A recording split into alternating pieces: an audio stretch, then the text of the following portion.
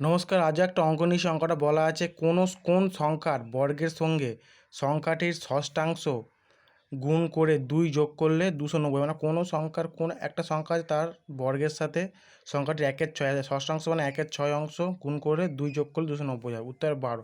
এই অঙ্কগুলো তোমরা অপশান টেস্টে করতে পারো বা তোমরা এক্স ধরে করতে পারো। তার কি ধরে নিই যে সংখ্যাটা হলো এক্স, তাহলে বলি সংখ্যা বর্গ মানে এক্স স্কোয়ার গুণ ষষ্ঠাংশ মানে 1/6 এক্সের 6 প্লাস 2 সমান সমান 290।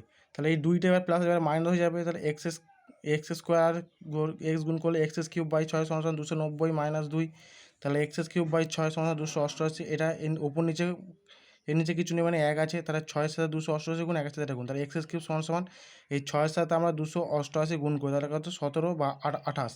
তাহলে এক্স কিউব এই 17-28 কার কিউব, এই কিউব আছে উপরে মানে কিউব আনতে, তাহলে 12-র কিউব। তোমরা এই জন্য 1 থেকে 20 পর্যন্ত কিউব ও স্কোয়ার মুখস্থ রাখতে হবে যাতে অঙ্কগুলো করতে সুবিধা হয়। তাহলে এক্স কিউব সমান সমান 12-র কিউব, তাই কিউব কিউব কেটে গেল, তাহলে এক্স সমান সমান কত পড়ে গেলো 12, তার উত্তর কথা হয় 12।